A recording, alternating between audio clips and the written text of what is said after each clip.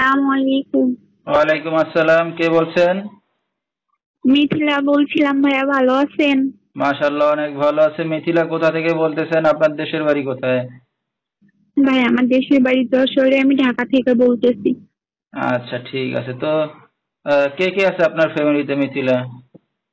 আমার ফ্যামিলি বলতে হচ্ছে আমার বাবা ছিল এবং বাবা আছে, মা মারা গেছে। আমার বিয়ে হয়েছিল হচ্ছে মানে বলার ভাষা নেই, তারপর বলতে হয়। আমার বিয়ে হয়েছিল, সে মানে একটা ছেলে ভেবে সবাই আমাকে তার কাছে তুলে দিছিল। এখন সে আমার একটা বাবু হয়েছে, বাবুকে রেখে কাজে যাওয়ার নাম করে পলাই চলে গেছে, খোঁজ খবর নেয় না আর কি।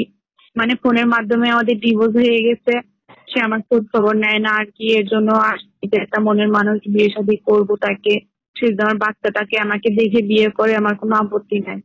আচ্ছা, তো এখন স্বামী ছাড়া আছেন কতদিন ধরে? 1 বছর। আচ্ছা, ঠিক আছে। তো দর্শক শুনতে থাকুন আজকে মিথিলার জীবনের গল্পগুলা ধৈর্য সহকারে। ফুল ভিডিওটি দেখলে মোবাইল নাম্বার পেয়ে যাবেন, সরাসরি যোগাযোগ করতে পারবেন মিথিলার সাথে। তো এখন কি আপনার বাবা বেঁচে আছে না বাবাও মারা গেছে? না, আমার বাবা বেঁচে আছে, আমার মা মারা গেছে। আচ্ছা, আপনার বাবা কোথায় থাকে? আপনার সাথেই না আলাদা থাকে? না, বাবা এখন যশোরে আছে, আমি একটা খালার বাসায় এসে আসছে তো কাজের জন্য, কাজ মাস খুঁজে পাইতেছি না আর কি। ছোট বাবু, 1 বছরের বাবু নিয়ে কেউ কাজে নিতেছে না। তারপর তো ছোটখাটো কাজ করবো, মানে এইভাবে তো আর একা চলা যায় না। হ্যাঁ, হ্যাঁ, কারণ মানুষ হয়তো একদিন দুই দিন শুইতে দিতে পারে, কিন্তু খাওয়াটা অনেক হ্যাঁ। সমস্যার বিষয়। তো আপনার আর কোনো ভাই বোন আছে না আপনি একাই? আমার 2 ভাই বোন ছিলাম, আমার বড় ভাই মারা গেছে। আচ্ছা, তো এখন আপনি একাই আছেন না? হ্যাঁ। তো আপনার বাবা কোনো খোঁজ খবর নেয় না আপনার? হ্যাঁ, বাবার সাথে তো যোগাযোগ আছে, কিন্তু সেও তো মানে একা, মানে শুধু আমার সৎ মা আছে তার সাথে, এই জন্য বেশি কন্টাক্ট তার সাথে করি না আর কি। আচ্ছা, ঠিক আছে। তো দেশের বাড়িতে জায়গা জমি সম্পত্তি আছে কিছু? হ্যাঁ, তাদের আছে। এখন তাদের আছে বলতে কি, ওখান থেকে যদি পাই কিছু পাওয়া যাবে আর কি। আচ্ছা, সেটা পরে, এখন না। হ্যাঁ। ঠিক আছে। তো এখন এই যে স্বামী ছাড়া আছেন, কাজ বাজও করতে পারতেছেন না, আবার একটা সন্তান আছে। তো এভাবে তো আর সারা জীবন থাকা যাবে না নাকি? না, এর জন্য তো একটা মানুষের জন্য আসছে যে আমার বাচ্চার মুখের দিক তাকাই আমার পাশে এসে দাঁড়াবে, একটু ভালোবাসা, যাতে যে আমাকে দুঃখ দিচ্ছে সেই রকম দুঃখ আর তার কাছ থেকে না পাই।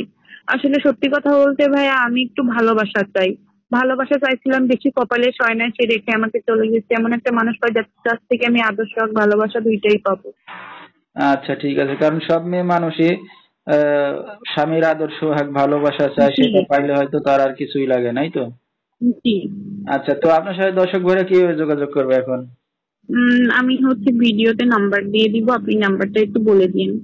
আচ্ছা, ঠিক আছে। তো দর্শক নাম্বারটা হাতে পাইছে, এই নাম্বারে যোগাযোগ করলে মিথিলাকে পেয়ে যাবেন। যেহেতু স্বামী ছাড়া একা আছে, একটি বাচ্চা হয়েছে তার। তো একা একা এখন ঢাকা শহর থাকা খুবই কষ্টের বিষয়। তো এখন চাচ্ছে সে বিয়ে শাদী করতে। তো বিস্তারিত জানতে এই নাম্বার। তো মিথিলা, এই যে আপনি একটা মেয়ে মানুষ, কাজ বাজ করতেছেন না, তো দিনে বা রাতে অনেক অপরিচিত অপরিচিত ব্যক্তি ভাইয়েরা ফোন দেবে। তো তাদেরকে সময় দিতে পারবেন ঠিক মতো? জি, পারবো, সমস্যা নেই। রাতে কি একাই ঘুমান আপনি, না কারোর সাথে ঘুমান? না, আমি রাতে এখন আপাতত একাই ঘুমাইতেছি। ঠিক আছে, তাহলে তো কোনো সমস্যা নেই। দর্শক ভাইরা যখন চাইবে তখনই পাশে পাবে, এই তো। হ্যাঁ। আচ্ছা, তো আমরা একটা কথা জিজ্ঞেস করতে চাচ্ছি আপনার কাছে। তো আপনার তো বিয়ে শাদী হয়েছে, একটা সন্তান আছে। ধরেন এমন কেউ আপনাকে প্রস্তাব দিল যে মিথিলা, আমি আমার মানে বউ আছে বা বাচ্চা আছে, তোমাকে বিয়ে শাদী করে দায়িত্ব নিয়ে তোমাকে পালতে চাই, তুমি আপনি রাজি হবেন এভাবে? হ্যাঁ, আমি রাজি আছি, কারণ আমিও তো একটা মানে বিবাহিত মেয়ে, কারণ আমি অবিবাহিত ছেলেকে চাইবো কি করে। আচ্ছা, মানে বিবাহিত হইলেও যদি আপনাকে চালাইতে পারে সমস্যা নেই তো? হ্যাঁ, হ্যাঁ। ঠিক আছে, আমার কিন্তু তাহলে ভালোবাসার দরকার।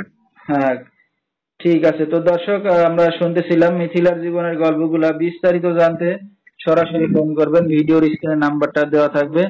আজকের মতো এখানেই শেষ করছি। আসসালাম।